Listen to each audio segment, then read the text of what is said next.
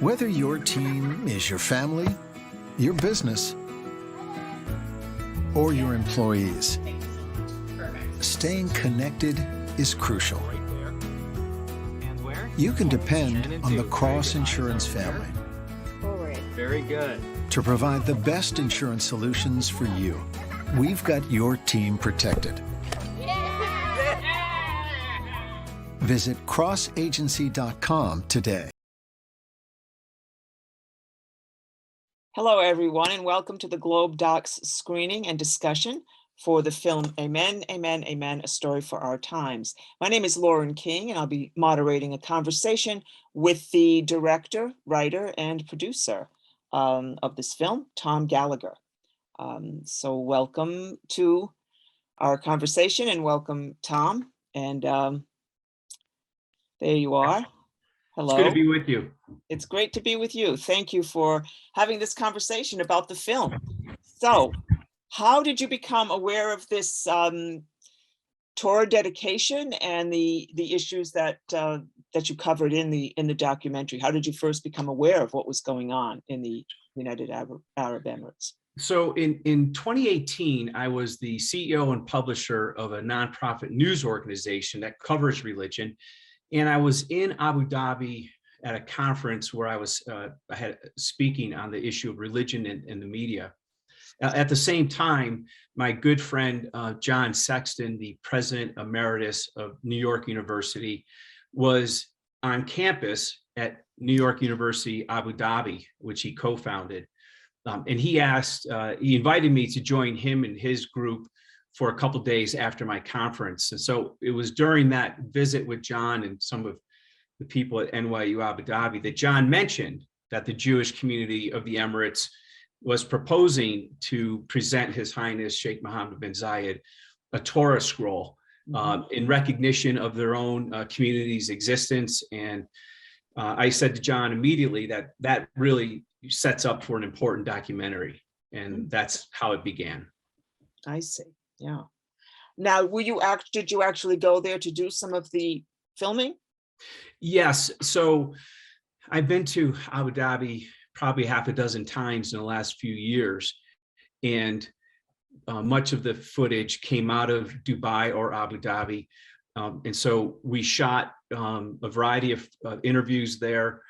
When the pandemic began in March of 2020, my team and I really wanted to keep pushing ahead to get this film done. And so one of the challenges we faced and overcame was the fact that we weren't traveling, right, because of the lockdown.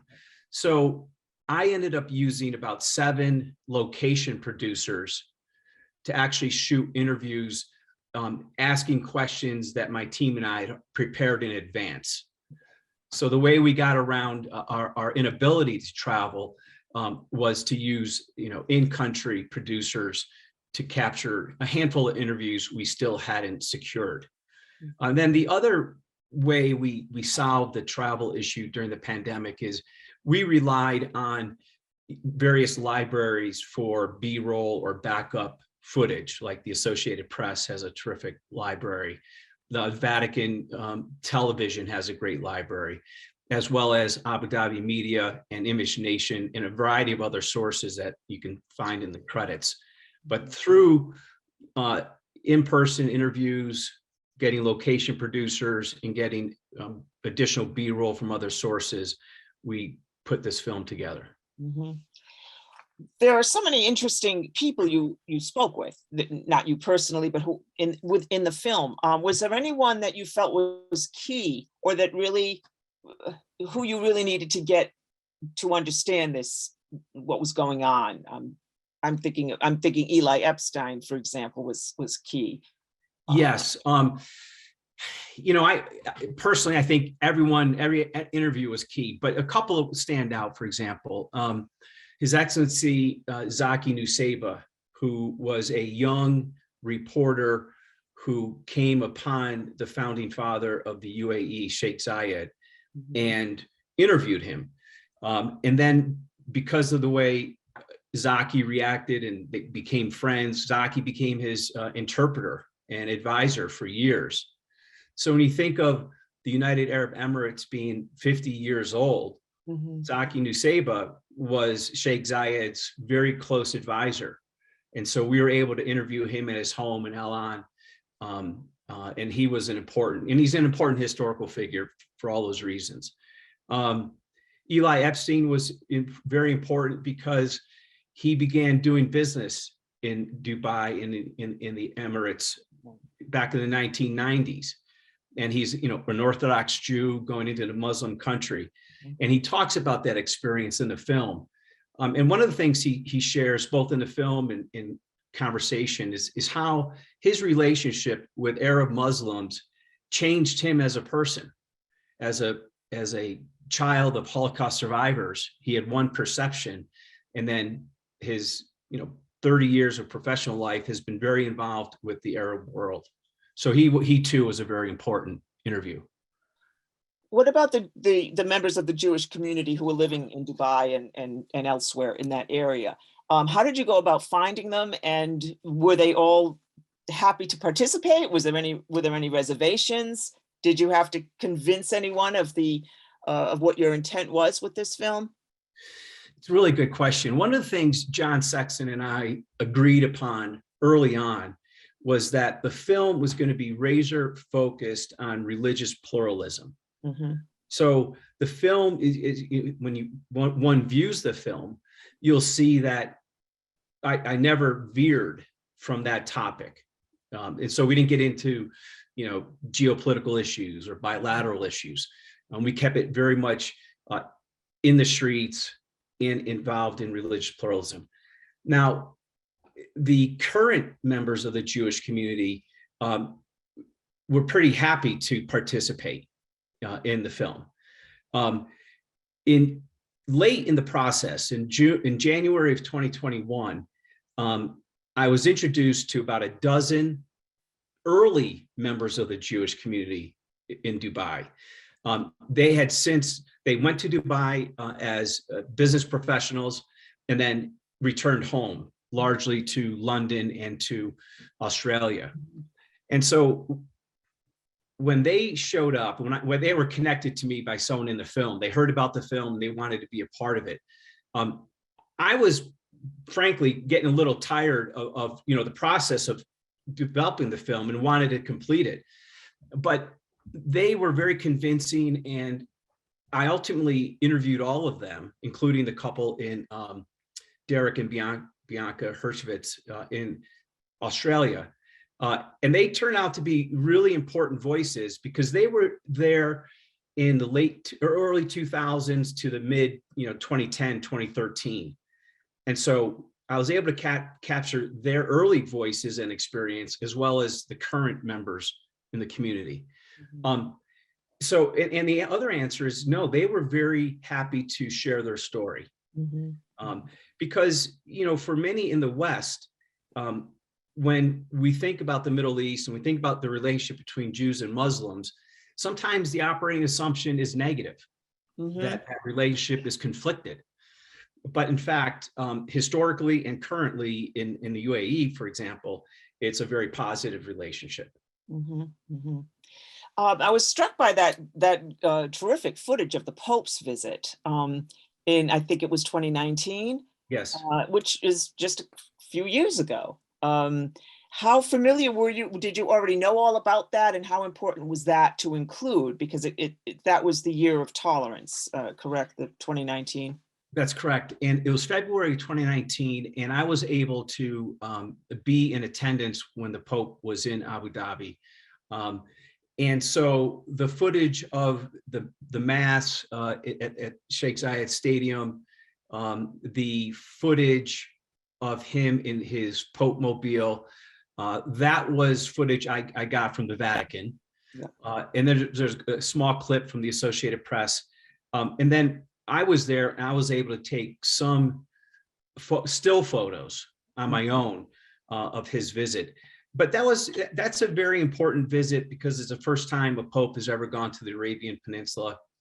And it sends the message, the Pope, I think, sends the message that it's really important for Christians and non-Muslims to become friends and familiar with Islam and with Muslims, and that there is really a shared purpose for these major religions to have mutual respect and understanding. And so adding the Pope's visit was an important part of the film.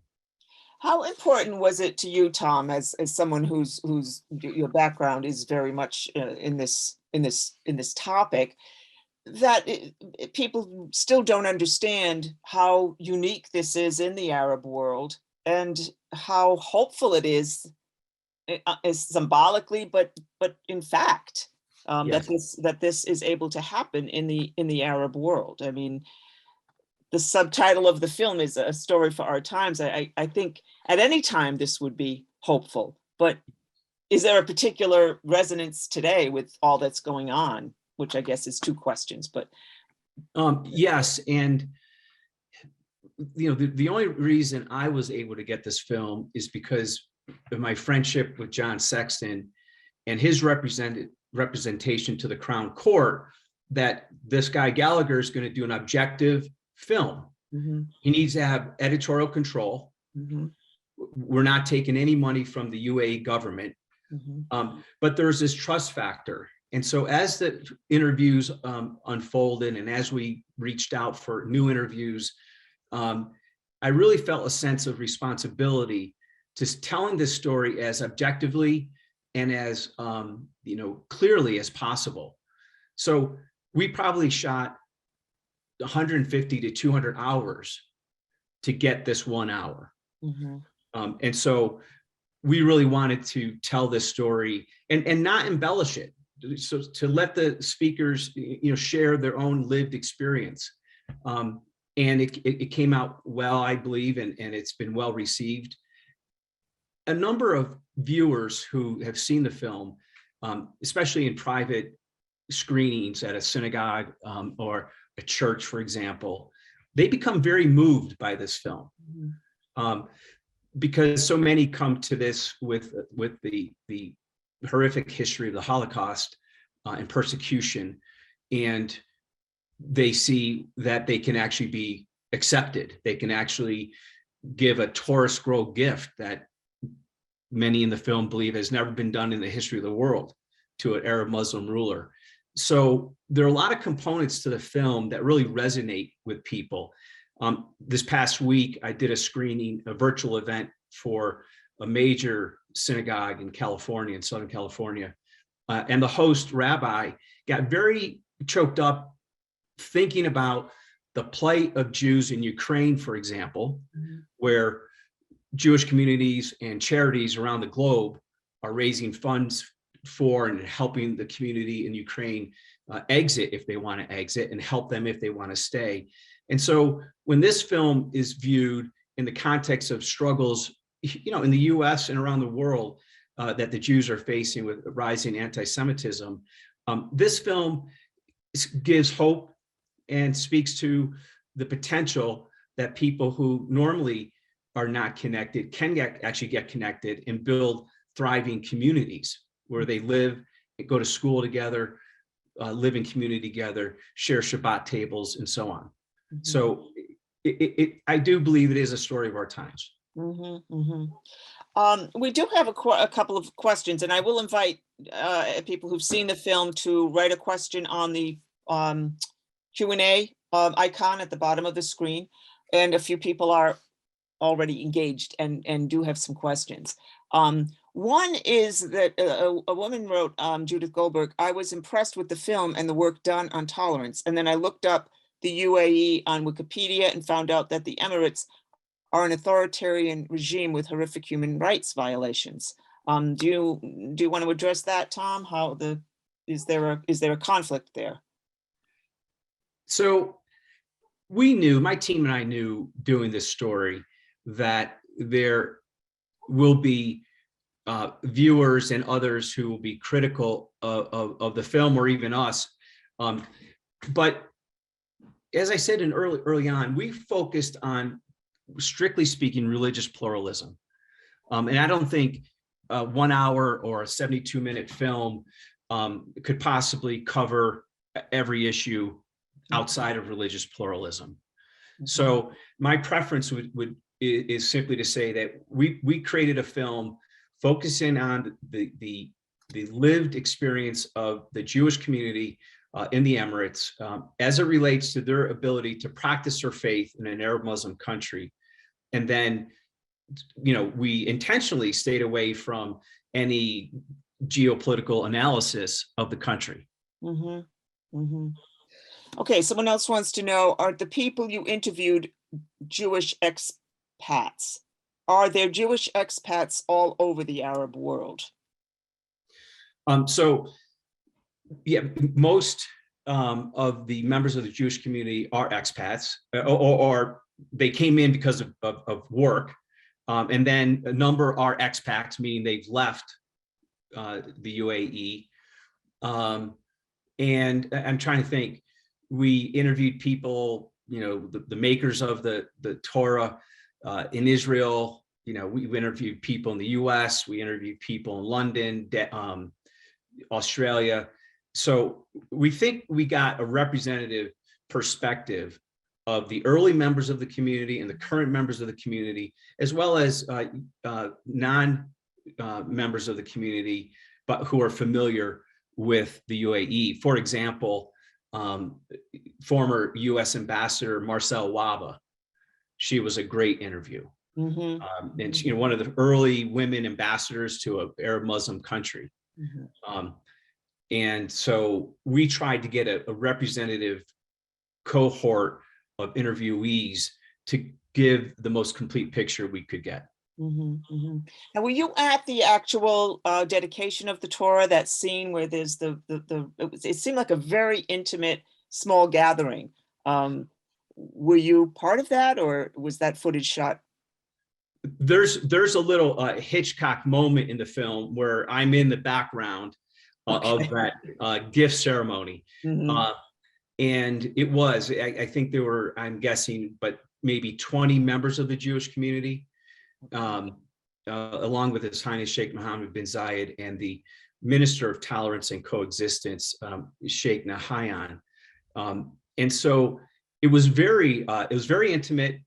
It was very powerful to have a rabbi, a young rabbi in Yehuda Sarna, stand and pray the prayer, the Hebrew prayer of when you meet a sovereign. This is the prayer when you meet a sovereign of a state. And Yehuda prayed it in Hebrew. It was a very relaxed atmosphere. It was a very friendly atmosphere.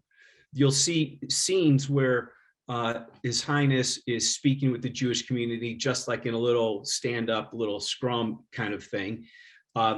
And he talked about his father. He talked about some of the lessons that Sheikh Zayed imparted to him as a young boy. And so it was very intimate. It was very powerful. And it turns out I had cameramen, camera people in the room. And that footage is the only time the world will see that footage is in this film, because it was a private event. It wasn't a public event. Yeah, it seemed really intimate. It just seemed like a very small. And did you actually get to see the Torah? Yes. And we shot the Torah. The Torah had was made in Israel in Bnei Brak, and then it was brought to the US, and more work was done on it in the US. Then it was shipped over to Abu Dhabi. And it's really just stunning. It's just stunning. Now, one interesting part of the story that it will be new to the audience here is that the Jewish community in the Emirates can get the Torah scroll back and use it for their high holy days. And so while it was fully gifted to His Highness, they can use it throughout the year for their high holy days.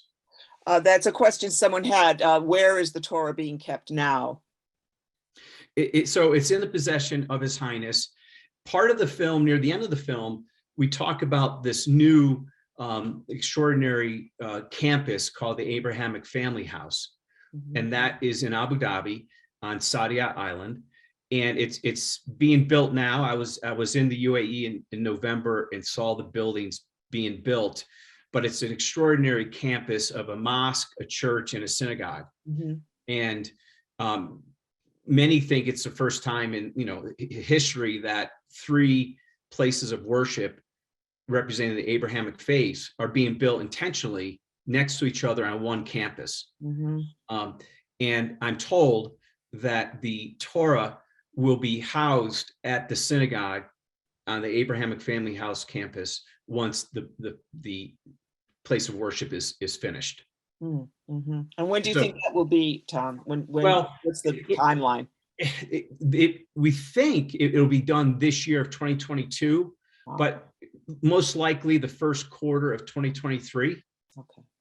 But it's an incredible campus, just having seen it from afar. Mm-hmm. So that same person did ask also a question about the payment for the Torah. I mean, it looked like such a time-intensive undertaking to write it all out. How was that funded? So it was privately funded by Eli Epstein and his wife Lori. Okay. So that was privately funded and then gifted to His Highness. Okay. The film, I want to talk a little bit about reaction to the film in other places that you've shown. We're lucky to get to see it here, but it goes along with another question. Someone just watched the film and wants to know if there's a way to get it shown at a small synagogue in Boston. Do you get a lot of those requests that people want to use it for educational purposes or just to share? Has that been one of the reactions you've gotten over the course of screening the film? Yes. One is I'm personally happy to show the film. The film was broadcast on PBS in New York City, Long Island, New Jersey in December on 5 times. And so the film is available online at PBS. Okay. But if anyone wants to have a screening and a talk back, either virtually or in person, I'm certainly happy to do it. Eli Epstein, if his schedule permits, Rabbi Sarna, if his schedule permits, are very happy to talk to communities around the country at their, when it's appropriate, scheduling wise. So, and it's the potential for further broadcast distribution still exists. So my hope and aspiration is that public television around the country will pick this story up. Mm-hmm. And so there's still effort being expended to get the film further distributed. And have you answered this? I don't recall if you said has it shown in that region? Has it shown in the United? Oh, well, so thank you for asking. So in November, the film was premiered at the Dubai World Expo, and it was co-hosted by the Israel Pavilion and the US Pavilion at the Expo. On April 26th in Tel Aviv, the film will premiere for the first time in Israel. Oh, wow. So the mechanics are in motion for the premiere on April 26th in Tel Aviv. Along with that event, I'm optimistic that it'll be screened in Jerusalem and in Haifa. Mm-hmm. Mm-hmm. And when it has shown, the reaction people, is it something people were familiar with, or do you get a lot of response that this was something people didn't know that much about, that there was a vibrant Jewish community there, that there was an effort at an interfaith, pluralistic type of society there? So, I can speak from my own tradition and background, but, especially for Christians in the West, I mean, not to be too critical, but if you said point the UAE out on a map, it might be difficult for them to do that. So so when we did the film, a viewer will notice we layered in several maps to explain the region. Right. So, I think for many in the West, it was eye-opening, and we live in a time where we need stories of hope, especially there's a rise in Islamophobia. We talked about anti-Semitism. Christians get persecuted in parts of the Middle East still. So the idea of sharing this idea of religious pluralism is actually a public virtue, was new to many people. When you pointed out that map, that was very helpful. I was struck by how small the country is in relation to Saudi Arabia on one side and across the way, Iran. Yes. Where I would imagine there's not as the tolerance isn't the modus operandi there. That's right. How is that a threat to what they're trying to do in the United Emirates? Are people there worried about the encroaching influence from those other two countries? It raises a number of questions and issues. One is Marcel Waba points out, as did a Middle East reporter, Robert Worth, that religious pluralism has been in existence in the United Arab Emirates for decades. In 1958, they established the first Hindu temple. In 1964 was the first Catholic church established in the UAE. And then the Emirates was formed as a country in 1971. Now, while religious pluralism as a civic virtue is nice on one level, it's real politic for the Emiratis because they only make up 10% of the 10 million people in the country. So the real politic of it is if you have 90% of your members of your community are from outside your community, you're going to need to allow them to practice their own faith traditions. So when you look at the UAE by itself, they have reasons, good reasons and real politic reasons for allowing pluralism. I've been told that the countries in the region are looking to the UAE and how their experience of pluralism is impacting its community. So there may be over years to come a more welcoming environment for people of different religious traditions in the region. And of course, you've seen, fast forward to 2021 or 2020 when the Abraham Accords were signed, a massive increase in travel from Israel to Dubai. Crossing over the Saudi airspace. So there's a lot of forward movement that points towards progress. A couple of people, Peter, have asked questions regarding the size of the community, the size of the Jewish community there, and also another person wrote related, have you met any Christian community in the UAE? How are Christians feel in the UAE, any difference from the Jewish community there? So what about the different religious groups and what are the size? Like, well, how you mentioned they're growing. So I imagine that's in flux. Yes. I think the Jewish community number in Dubai, and then there's a new community. Let me step back.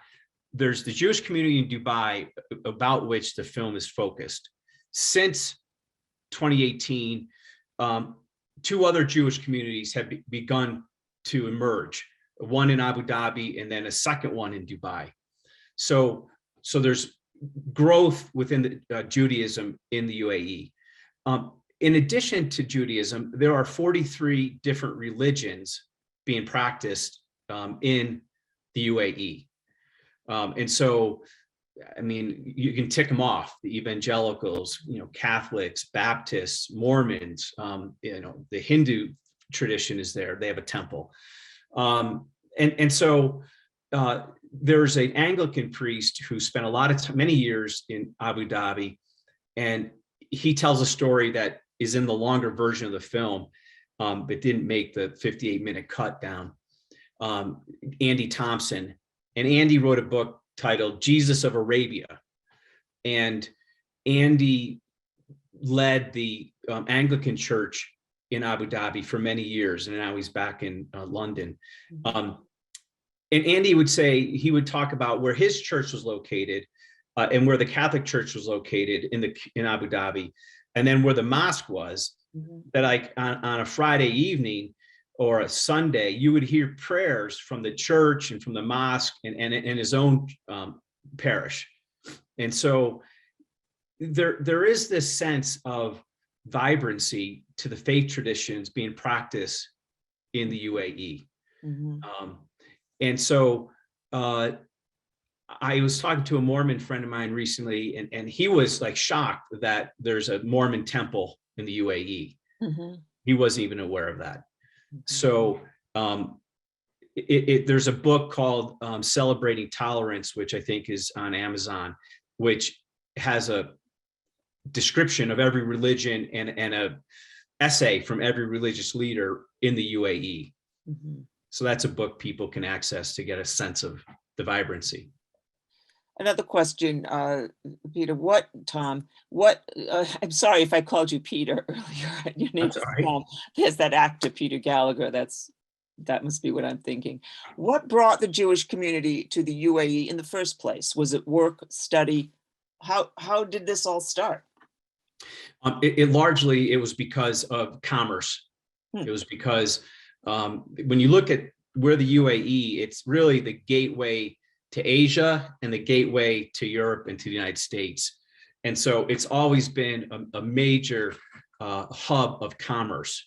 And as a result, when ships come in, they come in with a diverse group of people. In recent times, in the last 20, 25 years, a business has brought people, to finance and corporations and media and so on to Dubai. So that's how these communities found themselves in the United Arab Emirates. And one of the Jewish leaders in the film, proposes that if you come back in 5 years, 10 years, this place, United Arab Emirates, is going to be an amazing place to practice Judaism and other faith traditions in addition to Islam. So you mentioned that a lot of it was driven by commerce, and this is clearly a booming area with a lot of business, and so it seems that it's in their interest to be more tolerant. So it doesn't have to be that this is. It just seems that the motive being to include more, so that the country continues to develop, and then not that that's a bad thing. No, and one thing I always enjoy talking about is that. The friendship between John Sexton and Sheikh Mohammed bin Zayed resulted in the creation of NYU Abu Dhabi campus. And that campus is made up of 15% Emiratis, 15% US, and 70% of the student body is from the broader globe. And so in this one campus, you are watching and seeing ecumenism live and breathe, with kids living in dorm room together, going to class together, a diverse faculty. And so I know it's John's vision that 50 years from now, all these young people will grow up to be leaders in their communities and have a whole network of people of different faith traditions with whom they are close friends. I think you mentioned earlier when we started to talk that this is such a hopeful film. Do you encounter, was that your feeling about it, to have there be hope that this could be spread further? And do you get any reaction of cynicism to say it may be working there, but it isn't going to work in more conservative or more repressive areas of the Middle East, anything outside of Israel? Yeah, so Lauren, two things. One is my team and I wanted to tell the film as objectively as possible. And so we wanted the voices of the people who actually had an opinion to come to the fore. Out of that, the film is fundamentally positive. So we didn't try to make a positive film, but we let the film come and emerge. So that's one thing. Second, it's personally gratifying to me to get this story out. One of the things we read in the news on a regular basis is surprise that this story happened or that story happened. And we knew early on that we had a great story. And so we really wanted to get it out and tell the world about this important story.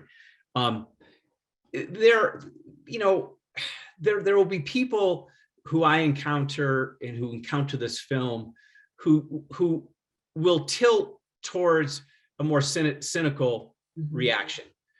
And they may have their own reasons for that. But people who may react more cynically to the film still can't deny the fact that it's happening on the ground, that this Arab Muslim country is allowing 40 some different faith traditions to have their religious practices, their house of worship, and they're able to function freely to do that. So, I'm well aware of some who might not be as joyous about this film as I might be, but the fact is it's happening, and you can't deny the fact that it's happening. And one of the things I try to convey in the film is that this gift is not a moment in time, but represents a continuum of religious pluralism, going back to, as I said, 1958, when the first Hindu temple was established. So, and then, with the establishment of the Abrahamic family house, that's another big marker in this continuum. A viewer wants to know, Tom, if you could repeat the name of the book you mentioned. Yes. So the book is called Celebrating Tolerance, and it came out in 2019 during the Year of Tolerance in the UAE. And I enjoyed the book because every religious tradition submitted their own essay talking about their experience. So Celebrating Tolerance is a good primer on religious pluralism in the UAE. Okay, we just have a few minutes left. This went by so quickly. I just want to know, in general, what your hopes are for this film about hope going forward. If people happen to miss it, those who stuck around for our conversation and they want to tell people about it, how can they see it again? And what is the future, the immediate future for Amen, Amen, Amen? So the website for the film is called amenthefilm.com. And on amenthefilm.com, the PBS link is available. So you can always get that link. My hope is that I think the film is essentially an evergreen film. I think it has shelf life for a number of years to come. There's conversation around building educational materials around the film so that the high schoolers and college students and others can begin to really understand the region with solid primary sources. The film is going to be shown in various outlets for private screenings in weeks ahead. It's going to be premiered in Tel Aviv on April 26th. And I continue to knock on doors for broadcast distribution. So the hope is that it'll continue to get traction. In the first part of this year, this first quarter, the film won 9 awards from film festivals around the globe. So that's very gratifying, and I'm hoping more festivals will react in a similarly positive manner. Well, we were very fortunate to get to see it for GlobeDocs, and I'm really happy you were able to join us and shed such important light on it, Tom. And what's next for you? Are you going to continue making films, or are you? Well, on this theme of religion, I'm co-producing a film right now called Baseball is a Road to God. And I know baseball might be a little important in Boston, but go Yankees. And that's being produced with Paulus Productions. It's based on a New York Times bestselling book by John Sexton called Baseball is a Road to God. And it's with Major League Baseball. And so we think that film will get completed mid to late summer this summer. Okay. All right. Well, I thank all the viewers who participated with questions, great questions, and I think it was a great discussion, and I really appreciate your showing up and sharing your insights with us. Tom Gallagher, the writer, producer, and director, Amen, Amen, Amen, A Story for Our Time. And thank you so much for joining us, and thank all of you who stuck around for our conversation. Thanks, Lauren. A real pleasure. Okay, well, thanks again. Goodbye, everyone. Thank you very much. Bye-bye.